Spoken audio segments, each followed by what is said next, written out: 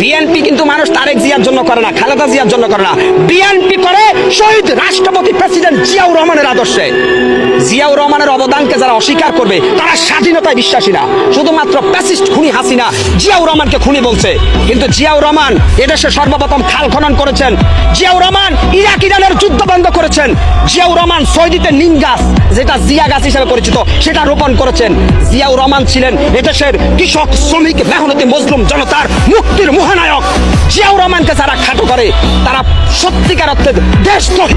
ভাইয়ের কথাগুলো একদম সঠিক, সবাই শুনবেন, জানবেন। বাংলাদেশ সেনাবাহিনীর গর্ব শহীদ রাষ্ট্রপতি জিয়াউর রহমান যুদ্ধ করেছেন ময়দানে, বঙ্গবন্ধু 7 মার্চে ভাষণ দিয়েছেন, উনার ডাকে মানুষ ঐক্যবদ্ধ হয়েছে, আর মাঠ পর্যায়ে যুদ্ধ করেছেন জিয়াউর রহমান।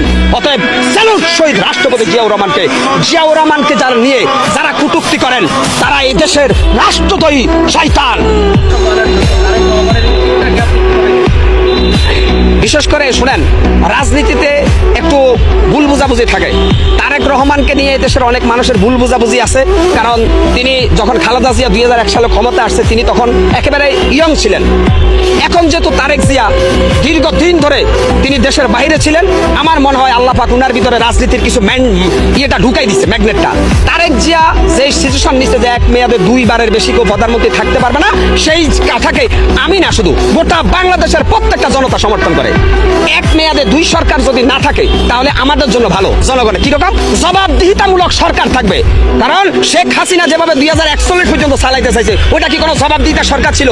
তো তারেক রহমান যে ঘোষণা দিয়েছেন যে 1 মেয়াদে কেউ 2 বারের বেশি প্রধানমন্ত্রী হতে পারবে না, তাহলে বিএনপির ভিতরে যারা বেশি সন্ত্রাসী, ভটপাদার, ভূমিদস্যুকারী, ওরা কিন্তু মনে রাখবে যে আমরা কিন্তু 10 বছর পরে হলেও জনতার আদালতে হিসাব দেবো। অতএব এখানে আর বেশি ক্ষমতার অপব্যবহার করার সুযোগ নাই, বুঝছেন? তারেক জিয়ার এই কথাটা আমি সমর্থন করি। আর একটা জিনিস হচ্ছে, তারেক রহমানকে এদেশের মানুষ যারা তরুণ আছে তারা এখন ভোট দিতে মুখিয়ে আছে একটা কারণে, কারণ আমরা তারুণ্যের নেতৃত্ব এখন দেখতে চাই, তারুণ্যে। আর এখানে ছাত্র বৈষম্য বিরোধী ছাত্র আন্দোলনের যে সমন্বয়ক সাজ্জিল, হাসানত আব্দুল্লাহ, উনারা দেশপ্রেমিক, জনতার পক্ষে লড়াই করছে, উনারা রাজনীতিবিদ নয়। আমি হাসানত আব্দুল্লাহ, সাজ্জিল আলম থেকে যে সমন্বয়ক আছেন আপনাদেরকে বলবো, আপনারা বিশ্ববিদ্যালয়ের ছাত্র, মনে রাখবেন অতিরঞ্জিত কোনো কিছু ভালো না। আপনাদেরকে মনে করিয়ে দিতে চাই আপনাদের চাইতে অনেক ট্যালেন্টের রাজনীতিবিদ বিভিন্ন দলে আছে। অতএব আপনারা নিজেকে অনেক বড় বড় হিসেবে উপস্থাপিত করবেন না। মনে রাখবেন আপনারা ছাত্র আন্দোলন করেছেন, জনগণের বাবা পাইছেন, কিন্তু আপনারা অতিরঞ্জিত কথা বলবেন না। বেশি অতিরঞ্জিত কথা বললে আপনারাও সময়ের সাথে সাথে বিতর্কিত হয়ে যাবেন। অতএব রাজনীতিবিদদেরকে সম্মান দিতে শিখেন।